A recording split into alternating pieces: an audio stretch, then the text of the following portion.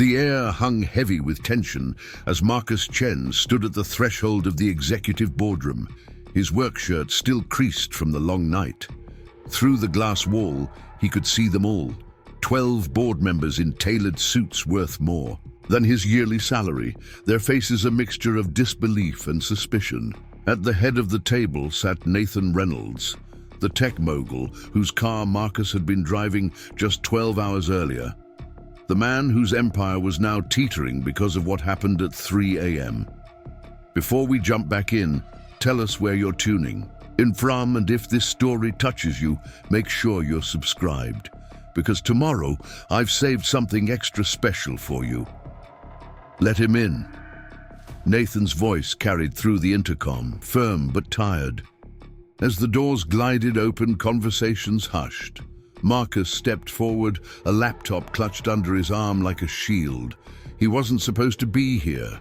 Drivers didn't enter boardrooms. They certainly didn't cause emergency meetings that sent stock prices plummeting across global markets. But then again, drivers weren't supposed to create algorithms that exposed fundamental flaws in a billion-dollar security system either. Rain pounded against the tinted windows of the Bentley as it crawled through downtown Seattle's midnight traffic. Inside, the car remained silent, except for the occasional tap of fingers against a keyboard. Nathan Reynolds sat in the back seat, eyes fixed on quarterly reports that seemed to blur together after 16 hours of meetings. At 52, Nathan had built Horizon Technologies from a garage startup into a $78 billion enterprise that dominated the cybersecurity industry.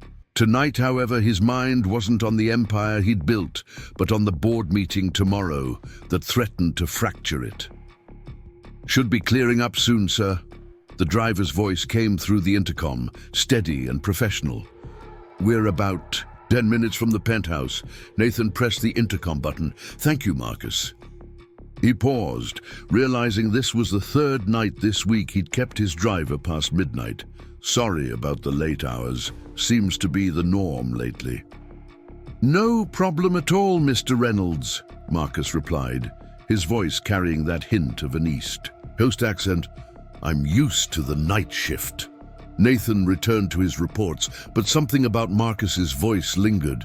After 4 months of driving him, the man remained a mystery. Professional, punctual, and practically invisible, exactly what Nathan expected from his staff.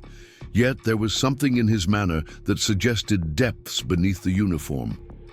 The Bentley pulled into the private garage beneath Reynolds' tower, its sleek lines catching the fluorescent lights as it eased into its designated space. Nathan gathered his papers, preparing for the mechanical routine that ended each day.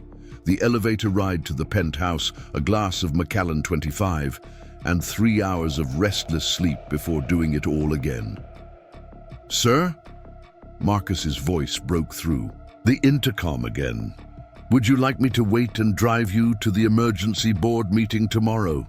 I know it's earlier than usual, 6 a.m., correct?" Nathan furrowed his brow. He hadn't mentioned the emergency meeting to anyone outside the executive team. "How did you know about that?" A brief silence followed. "I overheard you on the phone earlier, sir. I apologize if that was confidential." Nathan frowned. The information wasn't classified, but it wasn't public either. The fact that VertiCrypt, Horizon's flagship security software, had been flagged for potential vulnerabilities was something they were keeping tight until they had solutions. He made a mental note to be more careful with his calls. "Yes, 6 a.m. would be good. Thank you, Marcus." He stepped out of the car, nodding briefly to his driver before heading to the elevator. Nathan's penthouse occupied the top 2 floors of Reynolds' Tower, a testament to glass, steel, and solitude. Floor-to-ceiling windows offered a panoramic view of Seattle's skyline, now blurred by rain and mist. He poured himself that glass of scotch, loosened his tie, and carried both to his home office. Sleep would have to wait. He needed to prepare for tomorrow's battlefield. The board was already divided over the direction of the company. Some wanted to double down on VertiCrypt despite growing concerns about its architecture. Others pushed for diversification, arguing that the cybersecurity market was becoming too volatile. Nathan had always managed to navigate these conflicts, but tomorrow would be different. Tomorrow, they would discuss the report from their own security team suggesting that VertiCrypt, the backbone of their entire business model, might be fundamentally flawed. Nathan took a long sip of scotch, letting the burn slide down his throat.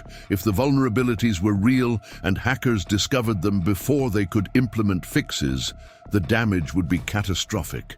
Not just to Horizon's bottom line, but to thousands of clients who trusted them with their most sensitive data.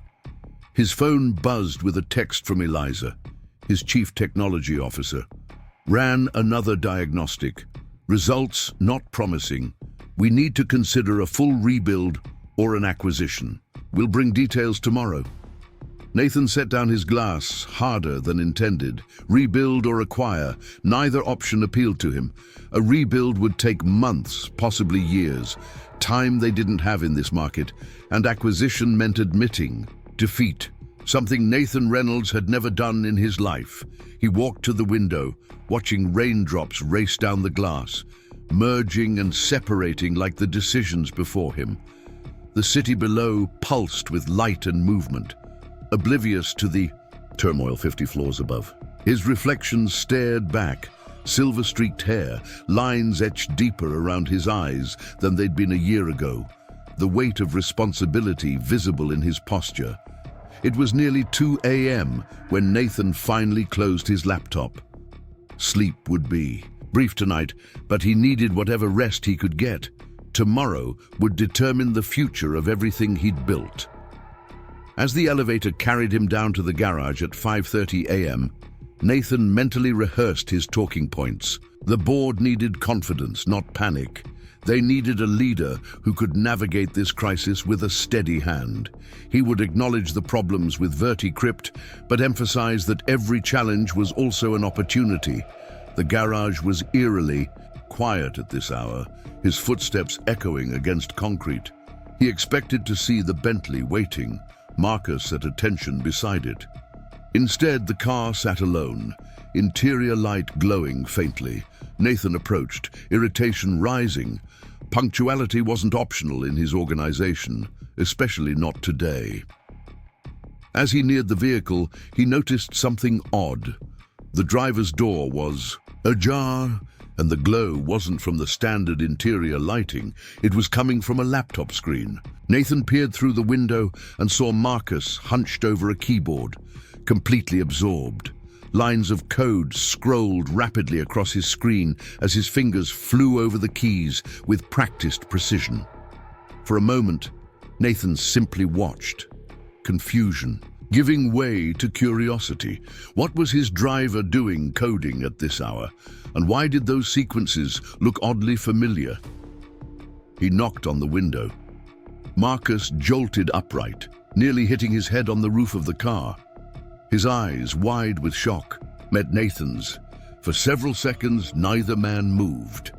Preparing and narrating this story took us a lot of time, so if you are enjoying it, subscribe to our channel. It means a lot to us. Now back to the story. Then Marcus hurriedly closed his laptop, straightened his tie, and stepped out of the car. "Mr. Reynolds, I apologize." His usual composure had evaporated, replaced by a nervous energy. "I didn't see the time." "What were you working on?" Nathan asked, gesturing to the laptop now tucked under Marcus's arm. "Just a personal project, sir. Nothing important." Marcus moved to open the rear door, attempting to re-establish the professional boundary, but Nathan didn't move toward the door. Instead, he studied his driver with new interest. That looked like encryption code. Marcus hesitated, clearly weighing his options. "Yes, sir. Just something I've been experimenting with in my spare time." "At 5:30 in the morning? In my garage?" A flush crept up Marcus's neck. "I sometimes work between drives, sir. The garage is quiet, and I can focus here." Nathan should have been annoyed. He should have reminded Marcus that he was paid to drive, not code. Instead, he found himself intrigued. Those weren't standard encryption algorithms. Something shifted in Marcus's expression, surprise perhaps that Nathan could recognize what he'd been looking at. "No, sir, they're modifications I've been developing." "For what purpose?" Marcus took a deep breath. "To address cascade vulnerabilities in asymmetric encryption systems." Nathan went still. Cascade vulnerabilities were exactly what Eliza had flagged in Verticrypt's architecture. It was the primary topic of today's emergency meeting. Yet here was his driver, a man with no apparent connection to the cybersecurity world, working on precisely the same problem. "Where did you learn to code, Marcus?" The question seemed to catch Marcus off guard. He shifted his weight, clutching his laptop tighter. "Mostly self-taught, sir. I started in high school and just kept going." "And your background before driving for me?" "I worked various jobs, tech support mostly, some freelance coding." His answers were becoming clipped, defensive. Nathan checked his watch. 8:40 a.m. The board would be gathering now, waiting for him to lead them through the crisis. He should be focusing on that, not interrogating his driver about a hobby. And yet, something told him this moment mattered. "I want to see your work," Nathan said finally. "Not now, we have a meeting to get to, but afterward, can you show me what you've been developing?" Marcus blinked, clearly not expecting this request. "It's not polished, sir, just experimental." "That wasn't my question." After a pause, Marcus nodded. "Yes, sir, I can show you." "Good, now let's go. I have a board to convince that the sky isn't falling." Nathan slid into the back seat, his mind already racing with new possibilities. The drive to Horizon headquarters was tense with unspoken questions. Nathan found himself stealing glances at his driver, seeing him in a completely new light. Who was this man really? And what were the odds that he'd be working on solutions to the very problem threatening to derail Horizon Technologies? Horizon's headquarters dominated the south end of Lake Union, a gleaming structure of glass and sustainable materials that housed over 3,000 employees. At this early hour, the building was largely empty, save for the executive floor, where the emergency board meeting would take place. As the Bentley pulled up to the private entrance, Nathan made a split-second decision. "Park the car and bring your laptop. Wait in my office." Marcus's eyes widened in the rearview mirror. "Sir, you heard me. I want to continue our conversation after this meeting." "Mr. Reynolds, I don't think—" "My office, Marcus, 10th floor. Lauren at reception will show you in." Nathan's tone left no room for argument. As Marcus reluctantly nodded, Nathan stepped out of the car and strode toward the entrance, mentally shifting gears. For the next 2 hours, he needed to focus entirely on the board, on Verticrypt, on the future of Horizon. But afterward, he would find out if his instincts about Marcus were correct.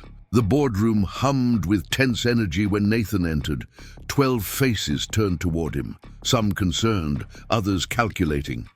Eliza Franklin, his CTO, stood by the digital display, dark circles under her eyes suggesting she'd worked through the night. At the far end sat Victor Crane, his largest investor and most vocal critic, already looking dissatisfied. "Good morning," Nathan began, taking his place at the head of the table. "I appreciate you all coming in at this hour. As you know, we're facing a significant challenge with Verticrypt's architecture." For the next hour, Nathan guided the discussion. Through the technical details of the vulnerability, the potential market impact, and the options before them. Eliza's presentation confirmed his worst fears. The flaw was fundamental, woven into the foundational code of their flagship product. "So what you're saying," Victor interjected, leaning forward, "is that our entire security platform is built on quicksand." that our clients, including 6 government agencies and 28 Fortune 100 companies, are currently vulnerable. What I'm saying, Eliza responded, her calm voice belying her exhaustion, is that we've identified a theoretical vulnerability that could, under specific circumstances, compromise certain aspects of the system. Theoretical, Victor scoffed. Your own report says it's just a matter of time before hackers discover this, which is why we're discussing solutions today, not placing blame. Nathan cut in smoothly. We have 2 primary options: a complete rebuild of Verticrypt from the ground up, or acquisition of a company with compatible technology that could help us patch the system faster. The debate that followed was heated. Rebuild advocates argued for maintaining independence and emerging stronger. Acquisition supporters emphasized speed and market confidence. Nathan listened, weighing each argument, while part of his mind remained in the garage, pondering the code on Marcus's screen. There might be a third option, he said finally, interrupting a particularly circular argument. The room quieted. Nathan rarely introduced new options once positions had been established. I need 24 hours to explore it. Until then, we prepare for both scenarios, rebuild and acquisition. Eliza, continue your diagnostic work. Victor, draft a short list of potential acquisition targets. Everyone else, maintain absolute confidentiality. This doesn't leave this room. Victor's expression darkened. 24 hours? The market won't wait, Nathan. If rumors start, they won't, Nathan said firmly. Not from anyone in this room. 24 hours, that's all I'm asking. Indeed. After a tense silence, the board reluctantly agreed. As everyone filed out, Eliza hung back, waiting until they were alone. A third option? She questioned, raising an eyebrow. Care to share with your CTO? Or is this another one of your famous intuition plays? Nathan smiled faintly. He and Eliza had worked together for 15 years, since Horizon was just 10 people in a rented office space. She knew him well enough to sense when he was holding back. It's preliminary. Possibly. Nothing. But I need you to meet someone first before I explain. Eliza's curiosity was clearly piqued, but she trusted him enough not to press further. Your office, Nathan nodded. And Eliza, keep an open mind. As they entered Nathan's corner office with its sweeping views of the lake, Marcus stood awkwardly by the window, laptop clutched against his chest. He'd clearly been uncomfortable waiting there, out of place among the minimalist furniture and modern art. Eliza shot Nathan a confused look. Your driver? Marcus Chen, Nathan confirmed. Who, it turns out, has been spending his nights working on encryption algorithms specifically designed to address cascade vulnerabilities in systems remarkably similar to Verticrypt. Eliza's professional mask slipped for a moment, revealing genuine surprise. She turned to Marcus with new interest. Is that true? Marcus shifted uncomfortably. Yes, but I didn't know about Verticrypt's specific issues. I was working on theoretical models based on public research about asymmetric encryption weaknesses. Show us, Nathan said, gesturing to his conference table.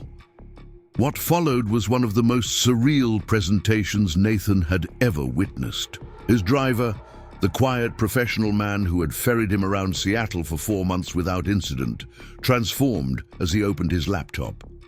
His nervous demeanor fell away, replaced by focused confidence as he began explaining his work. Marcus's code displayed on the room's main screen, scrolling through elegant solutions to problems that Horizon's top engineers had been struggling with for months. His approach wasn't conventional. It incorporated elements from quantum computing theories that weren't typically applied to commercial encryption. But as he walked them through his methodology, both Nathan and Eliza leaned forward with growing excitement.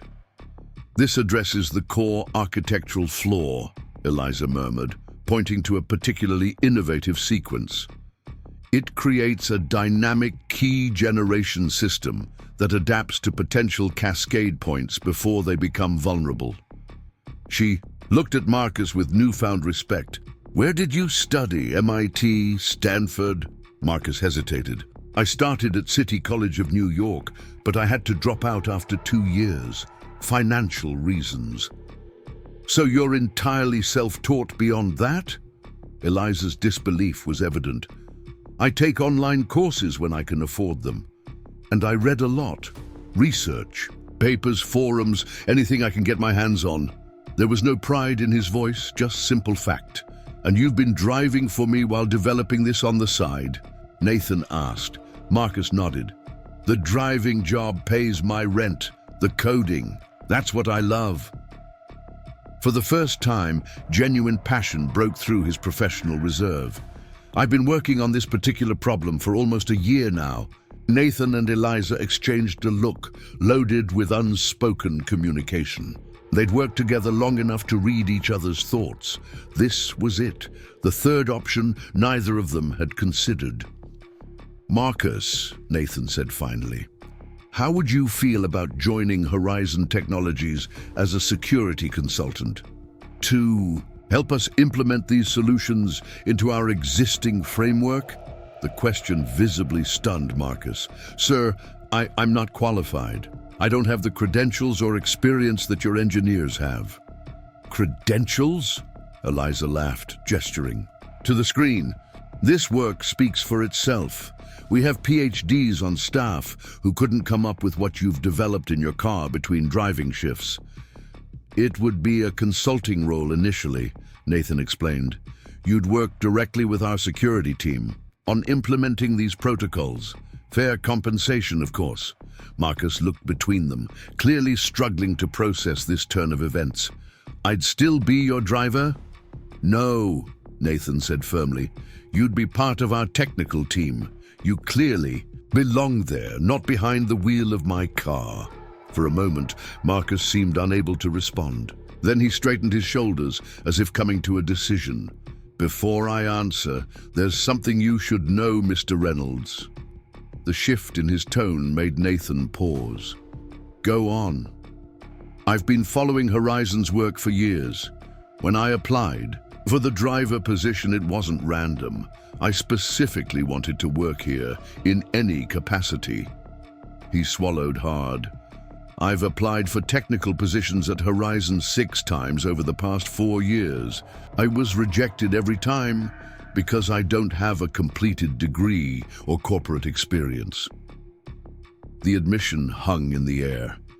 Nathan felt a mixture of surprise and discomfort. His own HR policies, the very standards he'd established to ensure quality, had repeatedly turned away someone with exactly the kind of innovative thinking they desperately needed. "I'm not telling you this to make you feel bad," Marcus continued. "Just to be transparent, I didn't plan to show you my work like this, but since it happened..." He shrugged. "Yes, I'd be very interested in helping solve this problem. VertiCrypt is used by organizations that protect people's most sensitive data. If it's vulnerable, that matters to everyone." Eliza was already tapping notes into her tablet. "We'd need to fast-track security clearance, set up a dedicated workspace, integrate him with Tamara's team." She looked up. "This could actually work, Nathan. If his approach is as solid as it looks, we might be able to implement critical fixes within weeks instead of months." Nathan nodded slowly, his mind already leaping ahead to the implications. This wasn't just about fixing VertiCrypt anymore.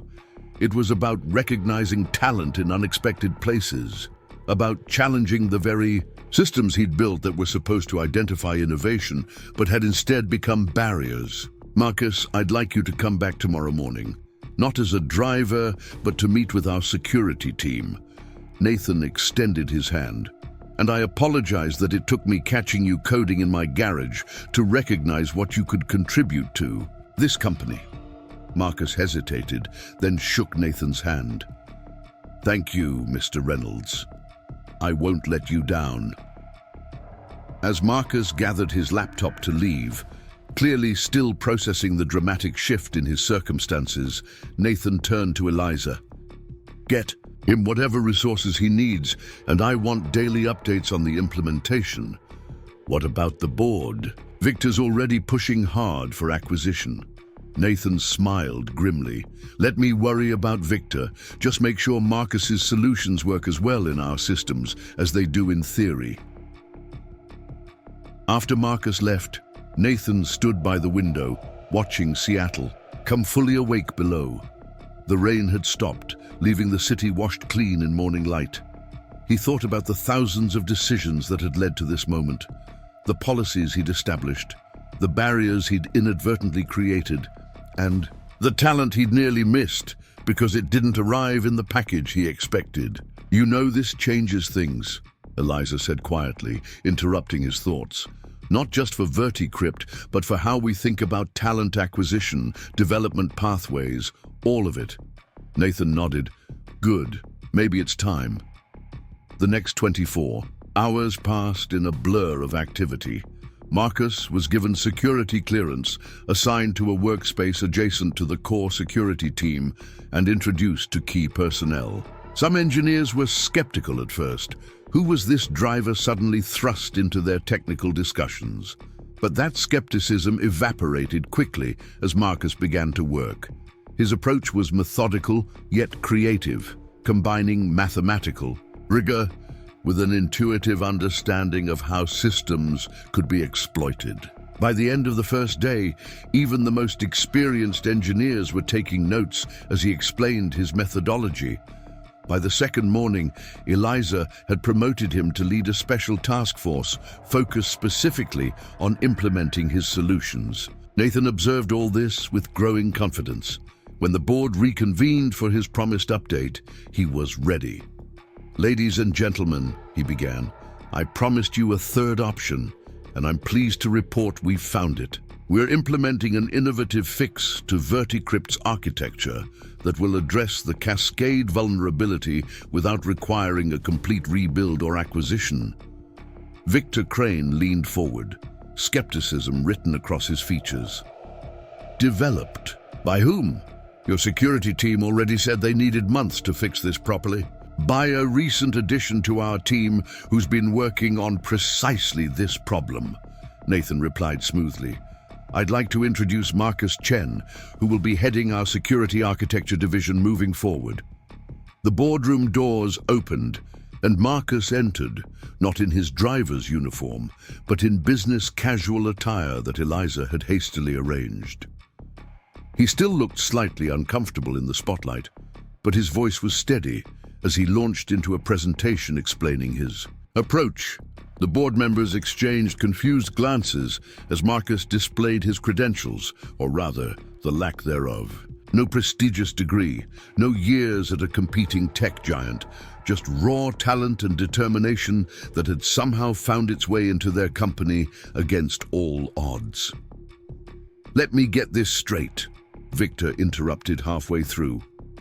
"Until 3 days ago, this man was driving your car, and now he's leading the overhaul of our core product." "Correct," Nathan said, unruffled. "And I'd like the minutes to reflect that this oversight, failing to recognize Mr. Chen's talents earlier, is entirely my responsibility. It's also a clear indicator that our hiring practices need significant revision." Victor's face reddened. "This is absurd.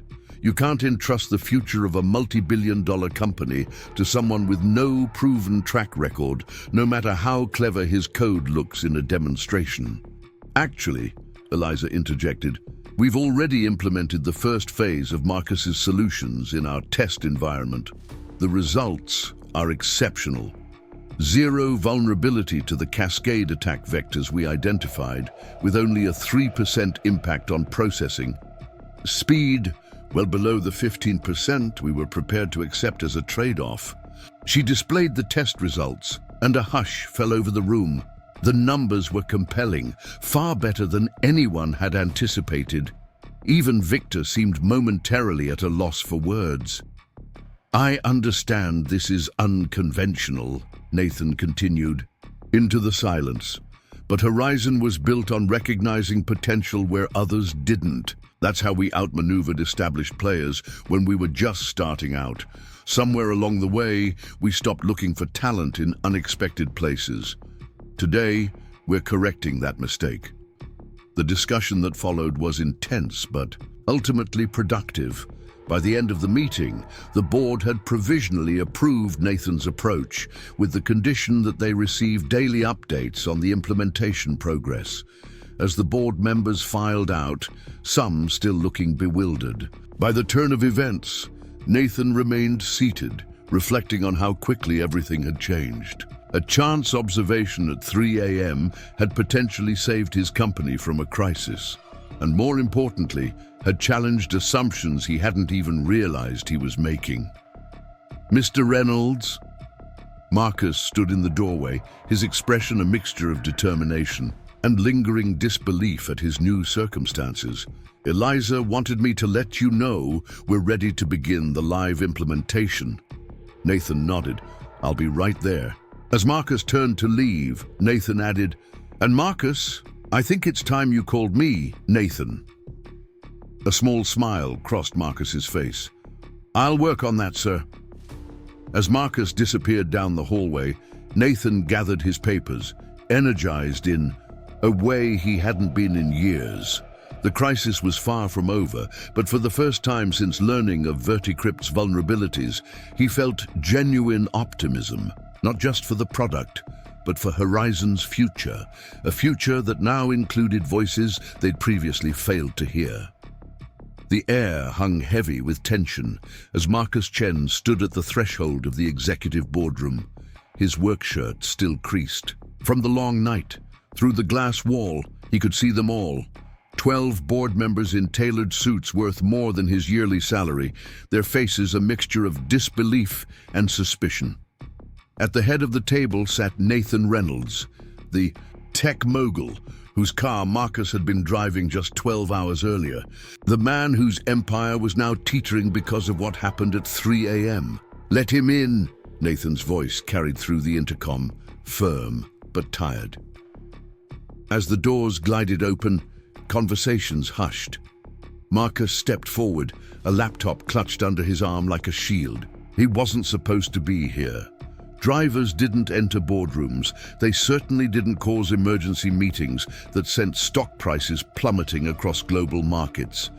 But then again, drivers weren't supposed to create algorithms that exposed fundamental flaws in a billion-dollar security system either. 2 weeks after the initial board meeting, Horizon's headquarters pulsed with renewed energy. The 10th floor, once a quietly efficient space of cubicles and conference rooms, had transformed into what employees now called the Hive. Workstations had been rearranged in concentric circles around a central hub where Marcus's team gathered. Several times daily, exchanging findings and testing new code implementations. For the third night in a row, Marcus remained at his desk long after most employees had departed. The glow of his monitors cast blue shadows across his face as he meticulously reviewed security protocols. Nearby, Tamara Wilson, Horizon's veteran, security architect, leaned against a desk, arms crossed, watching his process with undisguised fascination. "You know," she said, breaking the comfortable silence, "when Reynolds first brought you in, I was preparing my resignation letter." Marcus looked up, surprised. "Seriously?" Tamara nodded, a rueful smile crossing her face. 15 years building security systems, 2 advanced degrees, and suddenly my boss brings in his driver to tell me how to fix Verticrypt. It felt like the final insult after months of warnings about the cascade vulnerabilities. "I didn't know that," Marcus said quietly. "I would have understood." "That's partly why I stayed," Tamara admitted. "You never once came in acting like you, or knew better than everyone else. You asked questions, listened, built on our existing knowledge." She gestured toward his screen. "And then you did what none of us could. You found the elegant solution hiding in plain sight." Marcus shook his head. It wasn't in plain sight. I only found it because I wasn't constrained by conventional approaches. Sometimes being an outsider is an advantage. Well, outsider or not, what you've accomplished in 2 weeks would have taken my team 6 months minimum. She glanced at her watch. It's almost midnight, Chen. Even geniuses need sleep. Just one more sequence to verify, he insisted, fingers already returning to the keyboard. Tamara rolled her eyes, but didn't argue. As she gathered her things to leave, she paused at the door. By the way, the rumors are true. The board's meeting tomorrow to discuss your permanent position. Reynolds has been fighting for you. Hard. After she left, Marcus sat back in his chair, allowing himself a moment to absorb this information. 2 weeks ago, he'd been wearing a uniform, opening car doors, living paycheck to paycheck in a studio apartment with temperamental plumbing. Now he was potentially on the verge of a leadership role at one of the world's premier tech companies. His phone buzzed with a text from Nathan. "How's progress? Board prep going well?" Marcus smiled slightly. Despite the crisis and pressure, Nathan had checked in with him daily, often late at night when they were both still working. Their relationship had evolved into something Marcus hadn't expected, a mentorship certainly, but with mutual respect that transcended their original driver-passenger dynamic. He typed back, "Final verification showing 99.7% protection against cascade attacks. Implementation on track for full deployment next week." The response came quickly. "Excellent. Get some sleep, Marcus. Tomorrow's a big day for both of us." Around 1 a.m., Marcus finally shut down his workstation. As he gathered his things, he noticed Nathan's office light still on at the end of the hall. The CEO was visible through the glass wall, pacing as he spoke on the phone, gesturing with the intensity that had become his trademark during this crisis. Marcus hesitated, then walked toward the office. He'd learned enough about corporate politics in the past 2 weeks to know that tomorrow's board meeting wasn't just about his future. It was about Nathan's vision for Horizon going forward, a vision now inextricably linked to Marcus's unconventional hiring. He knocked gently on the glass. "Dugur." Nathan looked up, surprise registering briefly before he motioned Marcus in while continuing his call. "Yes, Victor, I understand your concerns, but the numbers speak for themselves," Nathan was saying, his tone maintaining professional calm despite the tension evident in his posture. "The Chen method, that's what our engineers are calling it now, has proven effective across all test scenarios." Nathan's eyes met Marcus's as Victor Crane's voice came through the speaker, loud enough to hear. "A driver with a half-finished degree doesn't suddenly become a cybersecurity expert, Nathan. This temporary fix might be working, but the real question is whether your judgment has been compromised by some misguided desire to be seen as a talent savant." Nathan's jaw tightened, but his voice remained steady. "I'll see you at the board meeting tomorrow, Victor. We can continue this discussion then." He ended the call and set down his phone with deliberate control. "Sorry," Marcus said. "I didn't mean to interrupt." "You didn't," Nathan assured him, gesturing toward the seating area. "Victor's been making the same arguments for days now. Nothing new." Marcus sat across from Nathan, suddenly conscious of how different this was from their countless car rides. Here, in this office, with its view of nighttime Seattle, they were just two people trying to solve a problem together. "Tamara mentioned the board's meeting about my position tomorrow," Marcus said. "I want you to know that whatever they decide, I'm grateful for these 2 weeks. You gave me a chance no one else would." Nathan studied him thoughtfully. "Do you know what impressed me most about your work, Marcus? Not just the brilliance of the code, but how you've integrated with a team that had every reason to reject you. You never made it about personal recognition, because it isn't," Marcus replied simply. "It's about fixing the problem. Verticrypt protects hospitals, financial systems, critical infrastructure. The cascade vulnerability could have affected millions of people if left unaddressed. Nathan smiled. "And that right there is why I'm fighting for you. In 15 years of building this company, I've seen countless brilliant engineers and coders. The truly exceptional ones aren't distinguished by their technical skills alone, but by understanding the human impact of their work." He stood and walked to his desk, returning with a folder. "This is what I'm proposing to the board tomorrow. I'd like you to review it tonight." Marcus opened the folder and froze. Inside was a job offer, not for a security consultant position, or even a team lead role, but for Chief Innovation Officer, reporting directly to Nathan with oversight of Horizon's entire product development ecosystem. "This is..." Marcus looked up, genuinely speechless. "Appropriate," Nathan finished for him. "You've proven yourself not just as a problem solver, but as a visionary. The CIO role has been vacant since Diane left last year. I've been waiting for the right person." Marcus closed the folder carefully. "Victor and the other board members will never approve this. It's too much, too fast." "Let me worry about the board," Nathan said with quiet confidence. "Just tell me if you're interested." "Of course I'm interested," Marcus admitted, "but..." "No buts," Nathan interrupted. "Take the night to think about it. We'll talk after the board meeting."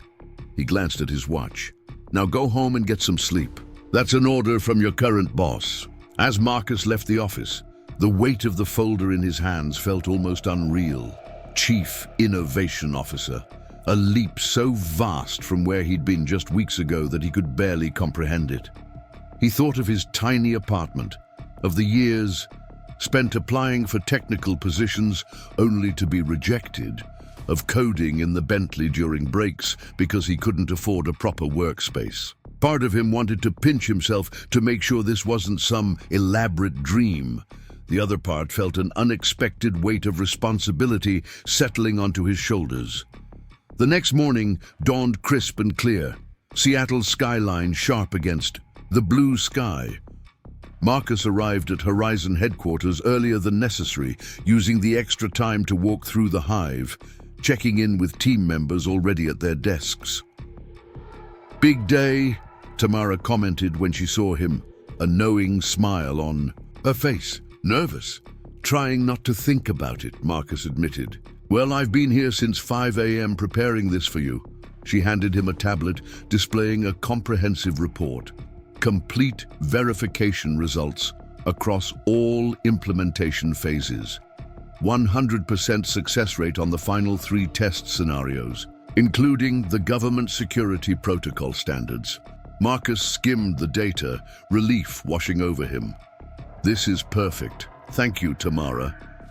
"Don't thank me. This is your work. I'm just making sure the board sees exactly what you've accomplished." She hesitated, then added, "Whatever happens, in there today, you've changed Horizon for the better. We all know it." At 9 a.m. sharp, Marcus stood outside the boardroom, the same place where he'd first presented his solutions 2 weeks earlier. Then, he'd been a curiosity, the driver with unexpected skills. Today, he represented something far more significant. A challenge to the established order, to the very systems that had previously excluded him. Nathan emerged from the elevator, looking confident in a perfectly tailored suit. "Ready?" he asked, straightening his tie. "As I'll ever be," Marcus replied. "Remember," Nathan said quietly as they approached the boardroom, "you've earned this, every step of the way." Inside, the atmosphere was markedly different from the emergency session 2 weeks prior. Gone was the panic, replaced by calculated assessment. 12 board members sat around the polished table, with Victor Crane occupying the seat directly opposite Nathan's position. Eliza was already there, presenting the latest financial projections. Which means the stock has not only recovered from the initial dip when rumors of the vulnerability leaked, but has actually gained 7% based on positive industry response to our transparent handling of the situation. She nodded to Nathan and Marcus as they entered, smoothly, transitioning, and speaking of our response, I believe Nathan has prepared a full briefing on the technical resolution and his recommendations going forward. Nathan took his place at the head of the table. Thank you, Eliza. Ladies and gentlemen, 2 weeks ago I asked for your trust during a critical moment for Horizon Technologies. Today, I'm pleased to report that trust was well placed. He launched into a comprehensive overview of the VertiCrypt solution, highlighting how Marcus's approach had not merely patched the vulnerability, but had fundamentally reimagined the security architecture, making it significantly more robust against future threats. The Chen method, as our team has dubbed it, represents the most significant advancement in our security protocols since VertiCrypt's initial development. It's already been implemented across 87% of our client base, with the remainder scheduled for completion by the end of the week. Victor Crane leaned forward, and the client response. Overwhelmingly positive, Eliza interjected. We've actually received new inquiries from 3 government agencies that weren't previously clients, specifically citing our proactive handling of the vulnerability. Nathan nodded. Which brings me to the second item on today's agenda, the future of Horizon's innovation strategy. He paused, making eye contact with each board member before continuing.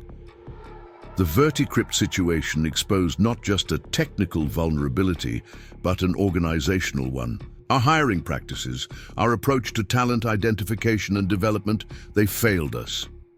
That's a bold claim, Victor countered.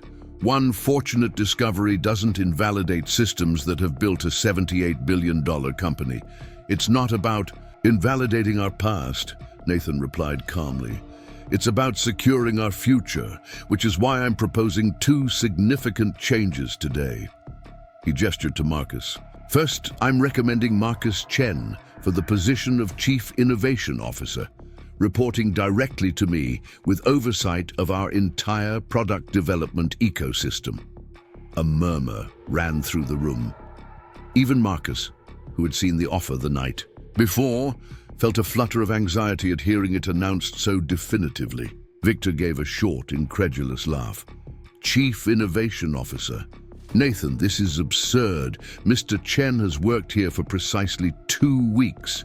Before that, he was your chauffeur. There's a vast gulf between solving one technical problem, however, impressively, and leading innovation for an enterprise-scale technology company. Is there? Nathan questioned. Because what I've witnessed over the past 2 weeks is precisely the kind of leadership this position demands. Marcus didn't just code a solution, he built consensus among teams that initially resisted him, mentored junior engineers, and consistently prioritized mission over ego. These are the leadership qualities we claim to value, yet our systems repeatedly fail to recognize them in him. Corinne Jimenez, one of the board's longest-serving members, had been watching the exchange silently. Now she spoke, her voice measured. What's the second change you're proposing, Nathan? A comprehensive overhaul of our talent acquisition and development practices, he replied. I've prepared a detailed proposal, but the core principle is simple. We need to evaluate talent based on demonstrated capability rather than credentials. Marcus's case isn't an anomaly. It's a wake-up call. The discussion that followed was intense. Board members peppered both Nathan and Marcus with questions about technical specifications, leadership philosophy, and implementation timelines. Marcus answered each query with growing confidence, his natural technical abilities now matched with the practical experience of the past 2 weeks. 2 hours into the meeting, Victor called for a vote on Nathan's proposals. Separate votes, he insisted. One for Mr. Chen's appointment and one for the talent acquisition overhaul. Nathan agreed, knowing this was coming. Those in favor of appointing Marcus Chen as Chief Innovation Officer. Hands rose around the table, 8 out of 12. Victor and 3 of his closest allies kept their hands down, their disapproval evident. It was enough for approval, but the division was clear. Those in favor of implementing the talent acquisition overhaul as outlined in my proposal. This time, 10 hands rose. Even Victor reluctantly voted in favor, recognizing the broader principle beyond his opposition to Marcus specifically. Both motions carry, Nathan announced. Thank you all for your confidence. I believe today marks an important evolution for Horizon Technologies. As the board members filed out, Victor approached Marcus directly for the first time. Mr. Chen, he said, his voice low enough that others couldn't hear, you've certainly made an impression, but know this, I'll be watching your performance closely. One success doesn't guarantee another. Marcus met his gaze steadily. I would expect nothing less, Mr. Crane. Oversight and accountability are essential in any organization. Victor seemed slightly taken aback by the measured response. He nodded curtly and departed, leaving Marcus and Nathan alone in the boardroom. Congratulations, Chief Innovation Officer Chen, Nathan said with a small smile once the door closed. Marcus let out a breath he hadn't realized he was holding. That was intense. Welcome to executive leadership, Nathan replied. It doesn't get less intense, but you do get better at navigating it. He extended his hand. Are you ready for this? Marcus took it firmly. I've been ready my whole life, just waiting for the door to open. The weeks that followed were a whirlwind of transition. Marcus moved from his tiny studio to a modest but comfortable apartment closer to Horizon headquarters. His new office, with its corner view and sleek furnishings, still felt surreal each morning when he unlocked the door. The media caught wind of the unusual promotion, dubbing Marcus the coding chauffeur in headlines that alternated between celebrating his rise and questioning Horizon's judgment. Nathan handled the press with his usual finesse, turning the story into a positive narrative about recognizing talent in unexpected places. But the real work happened behind the headlines, in long strategy sessions and late-night coding sprints. Marcus assembled a diverse team that reflected his vision. Talented individuals often overlooked by traditional hiring metrics. A self-taught security expert who'd learned her craft defending humanitarian organizations. A former military specialist whose dyslexia had kept him from advancing in more credential-focused companies. A teenager from South Central Los Angeles who'd been coding since she was 8 but couldn't afford college. Together, they began reimagining Horizon's approach to innovation, starting with a complete architectural review of all existing products. 3 months into his new role, Marcus sat in Nathan's office for their weekly one-on-one meeting. The dynamic between them had evolved into a partnership based on mutual respect, though Marcus still occasionally caught himself feeling the urge to open doors for his former passenger. The board's quarterly review is next week, Nathan reminded him, reviewing notes on his tablet. Victor's requested a comprehensive assessment of your first 90 days. Of course he has, Marcus said with a wry smile. Fortunately, we have progress to report. The enhanced version of VertiCrypt has attracted 17 new enterprise clients, and preliminary tests on Nova, Horizon's next-generation security platform that Marcus was spearheading, are exceeding expectations. Nathan nodded approvingly. And the talent initiative? 28 new hires through the Alternative Pathways program, Marcus reported. Retention rate 100% so far, with productivity metrics averaging 22% above traditional hires in comparable roles. Impressive, Nathan acknowledged. Victor will have a hard time arguing with those numbers. Marcus hesitated, then asked a question that had been on his mind for weeks. Why did you really do it, Nathan? Take such a significant risk on me. It wasn't just about solving the VertiCrypt problem. You could have hired me as a consultant for that. Nathan set down his tablet, considering the question. Do you remember Our conversation the day after I found you coding in the garage. You said something that stuck with me. When I asked why you were working on cascade vulnerabilities, you said it mattered to everyone, that people's most sensitive data was at stake. I remember, Marcus nodded. That moment clarified something I'd been struggling with for years, Nathan continued. Horizon had become so focused on credentials and conventional success markers that we'd lost sight of what truly drives innovation, genuine passion for solving problems that matter. You had that passion in abundance. He leaned back in his chair. But it was more than that. I realized I'd created systems that were excluding exactly the kind of talent we needed most. The day I found you coding in that car was the day I recognized how deeply flawed our approach had become. Marcus absorbed this, then smiled slightly, so I was both a solution and a wake-up call. Exactly, Nathan agreed. And in the 3 months since, you've proven it wasn't a fluke. Your team's work on Nova is revolutionary, not just technically superior, but fundamentally rethinking how security should function in interconnected systems. Their conversation was interrupted by a knock at the door. Eliza entered, her expression uncharacteristically tense. Sorry to interrupt, but we've got a situation developing.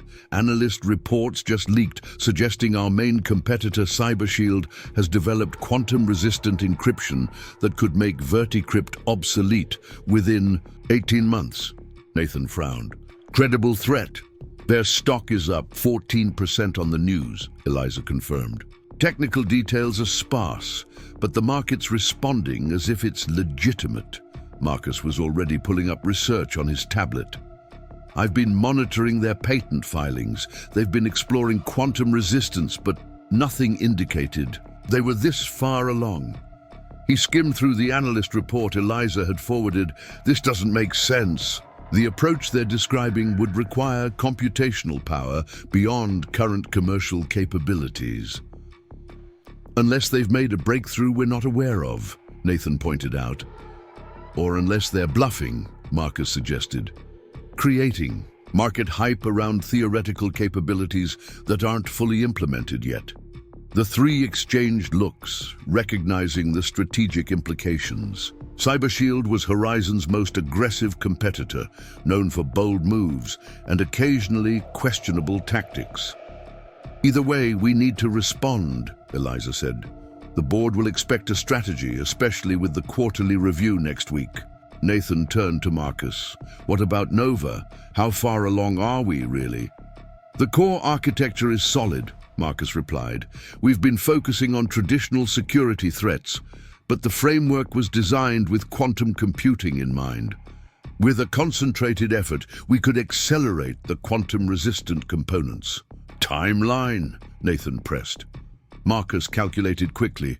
4 months to a viable demo, 6 to a market-ready product, assuming we reallocate resources.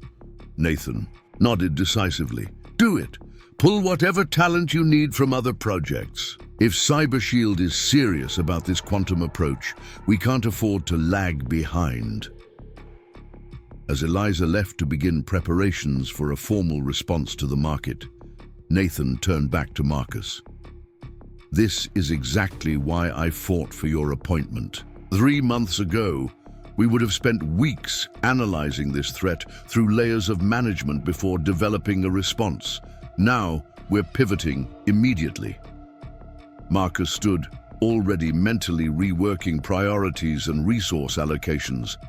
I'll get the team together right away. We'll need to run scenarios, assess the technical feasibility of CyberShield's claims, and accelerate our quantum-resistant components.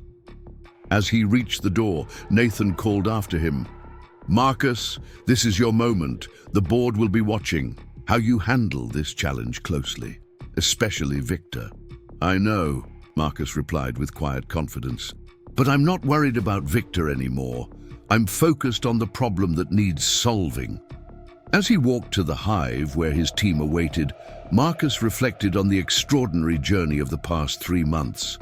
From driving a Billionaire through rainy Seattle nights to leading a critical strategic initiative for a global technology company, the transition still seemed unreal at times. But with each challenge, each decision, each success, the doubts receded further. He belonged here, not because Nathan had given him a chance, but because he'd been prepared for this role his entire life. Coding in borrowed moments, teaching, himself advanced concepts, refusing to accept that formal credentials were the only path to contribution.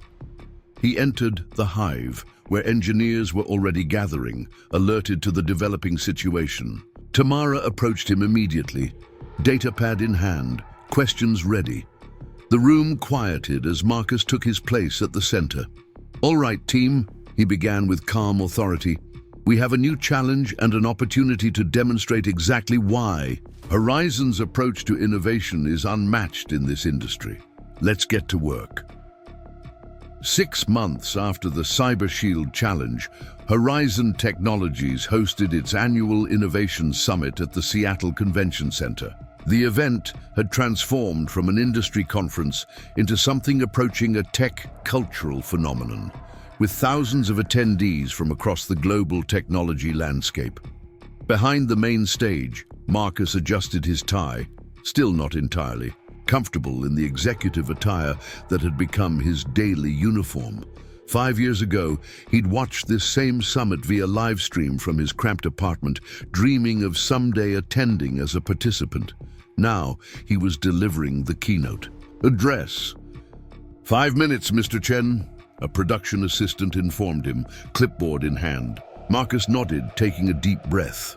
Through the curtain, he could hear the audience settling in. Industry leaders, journalists, government officials, and hundreds of developers who had come to witness Horizon's response to what had become known as the quantum security race. Tamara approached, tablet in hand. "Final numbers just came in. The Nova demonstration yesterday broke all our engagement metrics. Over 2 million livestream viewers and technical downloads already exceeding 50,000. "And Cyber Shield?" Marcus asked. Tamara smiled. "Their stock dropped another 3 points this morning. That's 15% since we unveiled the quantum-resistant framework." Marcus nodded, satisfied but not celebratory. The past 6 months had been the most challenging and rewarding of his career. After CyberShield's quantum encryption announcement, his team had worked around the clock to accelerate Nova's development. What had initially seemed like a crisis had become a catalyst, pushing Horizon to innovate faster than anyone thought possible. The most gratifying aspect wasn't beating CyberShield to market, though that certainly pleased the board, but how they'd accomplished it. Marcus's reorganized talent acquisition program had brought in 32 new engineers from non-traditional backgrounds, many of whom had made critical contributions to Nova's architecture. "It's time," the production assistant announced, returning to escort Marcus to the stage. As he stepped into the spotlight, the applause was immediate and enthusiastic. The audience before him represented every facet of the tech world, from venture capitalists in premium seats to students in standing room only sections at the back. Marcus spotted Nathan and Eliza in the front row, both giving him encouraging nods. "Good morning," Marcus began, his voice steady despite the butterflies in his stomach. "A year ago, I was driving a car for a living." A ripple of laughter moved. Through the audience, his unusual path to CIO had become something of an industry legend. "That's not the beginning of a joke," he continued with a small smile. "It's a reminder that innovation rarely follows the path we expect. The solutions we need often come from places and people we've been trained to overlook." Over the next 40 minutes, Marcus outlined Horizon's vision for security in the quantum computing era. He explained complex technical concepts with remarkable clarity, making them accessible without oversimplification. But the core of his presentation wasn't just about Nova's technical specifications. It was about the transformation of Horizon itself. The quantum security challenge wasn't just about encryption algorithms, he explained. It was about questioning our fundamental assumptions, about recognizing that the best minds don't always come with the expected credentials, about creating systems that evaluate people based on capability rather than conformity. From his seat, Nathan watched with quiet pride. In 12 months, Marcus had evolved from a hesitant newcomer into a confident industry leader. The board members seated nearby, even Victor Crane, were visibly impressed. The future of security isn't just quantum-resistant encryption, Marcus concluded. It's building organizations resistant to the quantum leap of artificial barriers and biases. At Horizon, we're committed to both. The standing ovation that followed wasn't just for the technical achievement of Nova, but for the vision Marcus represented. As he exited the stage, reporters called out questions, industry peers reached for handshakes, and job seekers pressed business cards into his hands. Nathan intercepted him in the green room, offering a bottle of water. "That was exceptional. Marcus, you've officially arrived." Marcus took the water gratefully. "Thanks to you. None of this would have happened if you hadn't looked up from your quarterly reports that night." "I just opened a door," Nathan replied. "You're the one who walked through it and rebuilt the entire house." He checked his watch. "We have the media roundtable in 20 minutes. But before that, there's something I need to discuss with you privately." They moved to a quiet corner of the VIP lounge, away from the crowd of executives and press.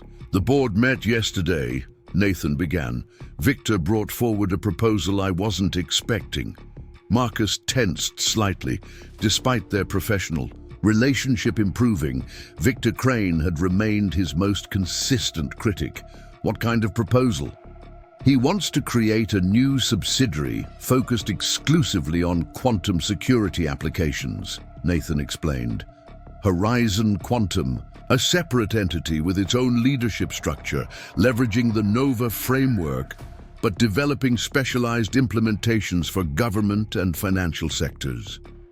"That's actually not a terrible idea," Marcus admitted, somewhat surprised. "The specialized applications could open significant new revenue streams without diluting our core mission."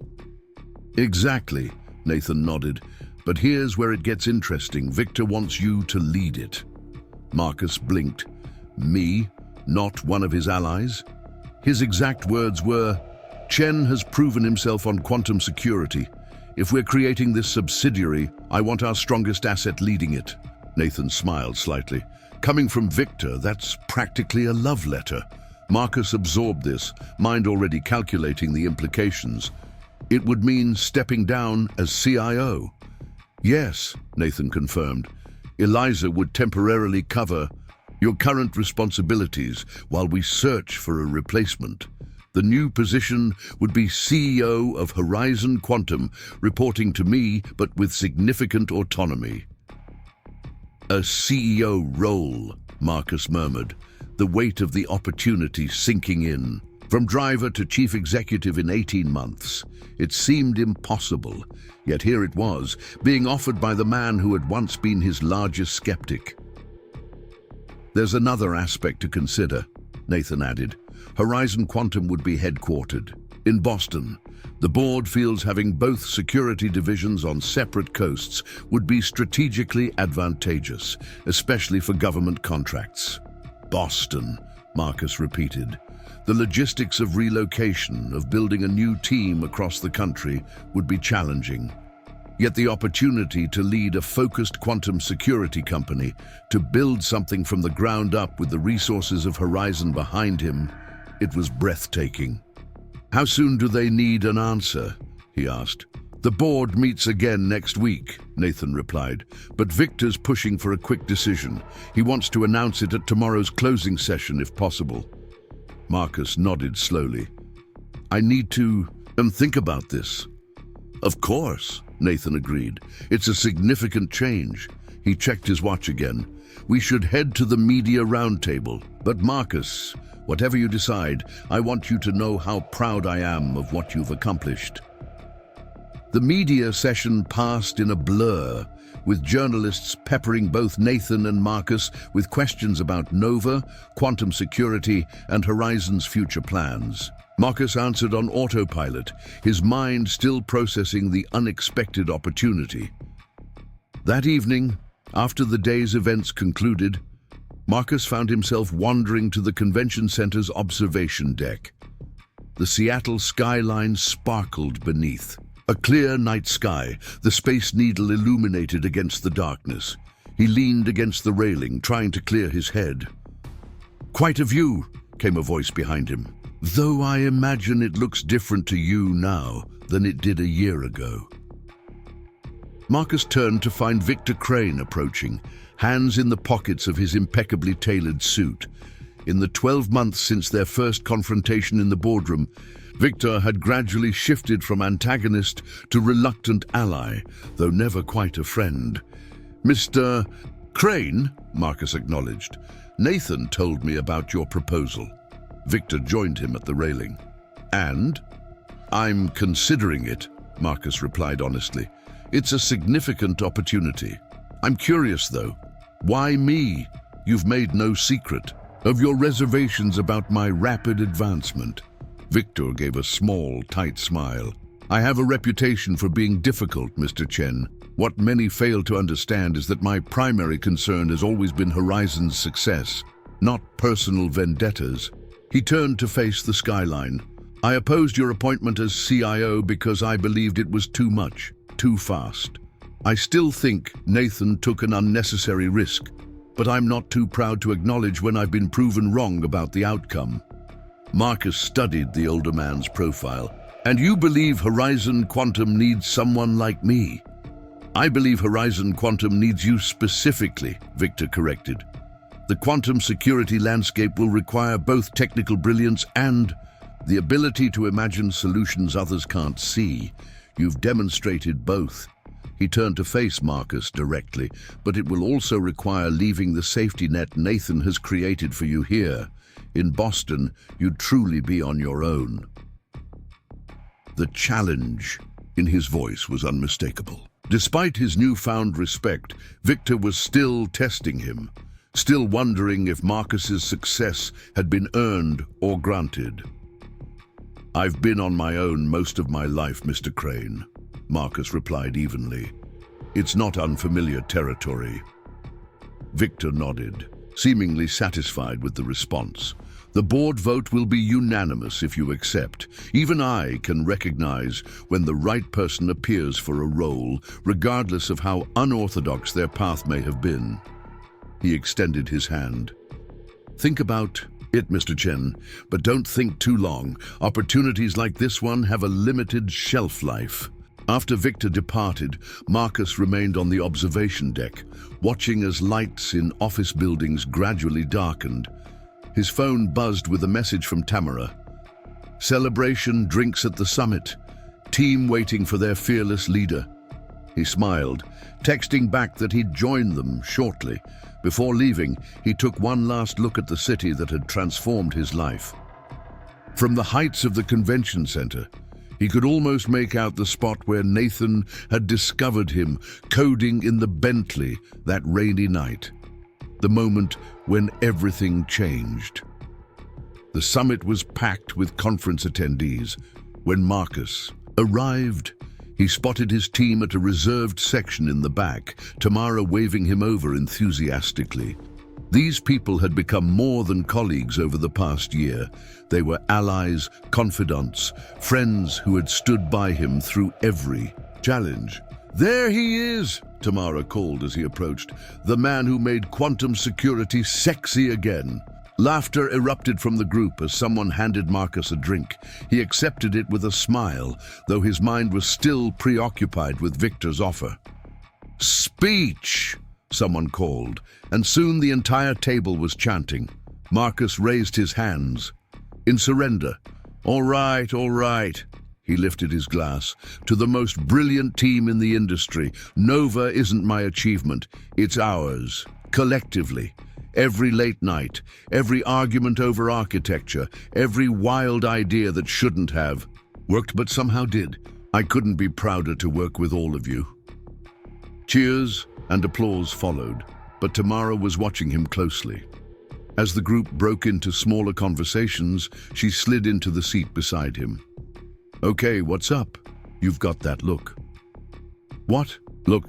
Marcus asked innocently. "The I'm carrying the weight of a major decision look," she replied. "I've known you long enough to recognize it. Spill." Marcus hesitated, then quietly filled her in on Victor's proposal. Tamara listened intently, her expression shifting from surprise to thoughtful consideration. "CEO of Horizon Quantum," she mused when he finished. "That's a major step up. And a major move," Marcus added. "Boston is about as far from Seattle as you can get in the continental US." Tamara studied him. "You're actually considering it?" "Of course I am," Marcus admitted. "It's an incredible opportunity to build something from scratch, with Horizon's resources behind me." "But," Tamara pressed, sensing his hesitation. Marcus sighed. "But it means leaving all of this. The team we've built, the culture we've created." He glanced around at his colleagues, laughing and celebrating their success. "It means starting over again." "Starting over is kind of your specialty," Tamara pointed out with a small smile. "And for what it's worth, I'd follow you to Boston." Marcus looked at her in surprise. "You would?" "In a heartbeat," she confirmed. "So would half this team. If you asked, we believe in what you're building, Marcus. Not just the technology, but the vision behind it." As the night progressed, Marcus found himself observing his team with new eyes. These were the people who had accepted him when he arrived with no credentials but raw talent, who had followed his lead when more experienced executives questioned his judgment, who had worked impossible hours to make Nova a reality because they shared his conviction that it mattered. Could he recreate that magic in Boston? Build another team that operated on trust and capability rather than hierarchy and politics? The challenge was daunting, but undeniably exhilarating. By midnight, most of the group had dispersed, leaving just Marcus and Tamara at the table. The bar had quieted, the conference crowd thinning as attendees prepared for the final day of sessions tomorrow. "I'm going to accept," Marcus said finally, "the Horizon Quantum position." Tamara nodded, as if she'd known all along. "When will you tell Nathan?" "Tomorrow morning, before the closing session." He traced a finger around the rim of his glass. "I owe him that much. To hear it from me first." "He'll be happy for you," Tamara assured him. "Nathan's never been one to hold people back." Marcus smiled slightly. "No, he hasn't." He raised his glass in a final toast. "To new beginnings. To quantum leaps," Tamara countered with a grin. The next morning, Marcus caught Nathan before the conference's closing session, pulling him aside to a quiet corner of the green room. "I've made my decision," he said without preamble. "I'm accepting Victor's offer." Nathan nodded, his expression a mixture of pride and wistful acceptance. "I expected you would. It's the right move, Marcus. It's because of everything you taught me that I'm ready for it," Marcus said earnestly. Nathan shook his head. "I didn't teach you to be brilliant or innovative or determined. Those qualities were always there, waiting for the right opportunity." He placed a hand on Marcus's shoulder. "All I did was recognize what everyone else missed." They were interrupted by the production assistant announcing 5 minutes until the closing session. Nathan would be moderating a panel on the future of cybersecurity, with Marcus participating alongside other industry leaders. "Victor wants to announce the new position during the session," Nathan informed him. "Are you ready for that?" Marcus took a deep breath. "As ready as I'll ever be." The closing panel proceeded smoothly, with thoughtful discussion about industry trends and emerging challenges. Toward the end, Nathan smoothly transitioned to the announcement. "Before we conclude, I have an exciting development to share with you all," he began. Horizon Technologies is launching a new subsidiary dedicated exclusively to quantum security applications, Horizon Quantum, headquartered in Boston. And I'm pleased to announce that our own Marcus Chen will be stepping into the role of Chief Executive Officer for this new venture. The audience's reaction was immediate. Applause, murmurs of surprise, journalists frantically typing on their devices. Marcus accepted the congratulations with a gracious nod, his expression professional, despite the emotions swirling beneath. "Mr. Chen," one of the panelists addressed him, "this represents quite a journey, from driver to CEO in less than 2 years. What would you say to others hoping to follow an unconventional path to leadership?" Marcus considered the question carefully. "I would say that talent exists in places most organizations never look, that credentials and connections matter less than capability and conviction, and that sometimes the most important factor in success isn't what you know or who you know, it's who takes the time to truly see you." His eyes met Nathan's briefly, an unspoken acknowledgement passing between them.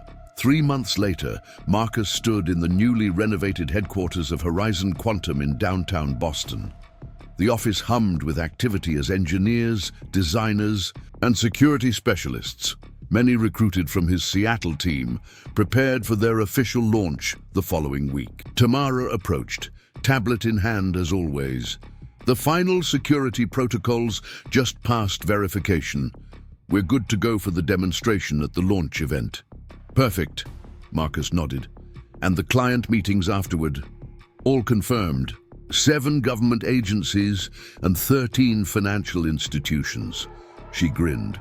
"Not bad for a company that technically doesn't exist yet." Marcus smiled, glancing around at what they'd built in just 90 days. The space was designed to reflect his philosophy: open, collaborative, with talent prioritized over titles. The glass-walled executive office that had come with the building had been converted into a communal creative space, while his own modest office sat among his team's workstations. His phone buzzed with a text from Nathan, "All set for the launch next week, board flying in Monday. Proud of what you've accomplished already." As Marcus typed a response, he reflected on how dramatically his life had changed since that rainy night in Seattle. From opening car doors to opening new frontiers in security technology, from living paycheck to paycheck to leading a cutting-edge company.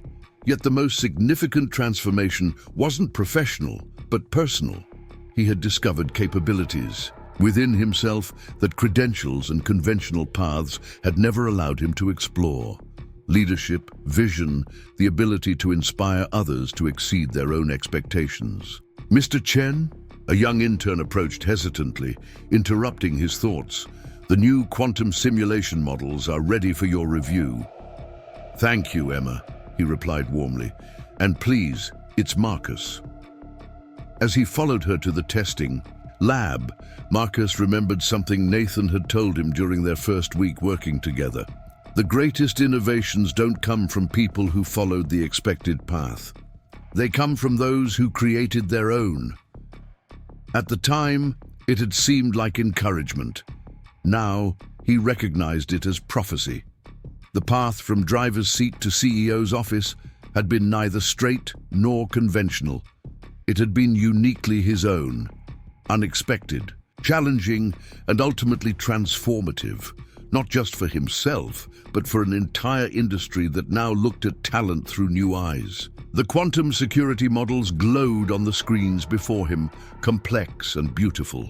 As his team gathered to present their findings, Marcus felt the weight of leadership balanced perfectly with the thrill of creation. This was where he belonged. Not because anyone had granted him permission, but because he had proven, line by line of code and decision by decision, that the most powerful credential was simply the courage to be seen. Up next, you've got 2 more standout stories right on your screen. If this one hit the mark, you won't want to pass these up. Just click and check them out.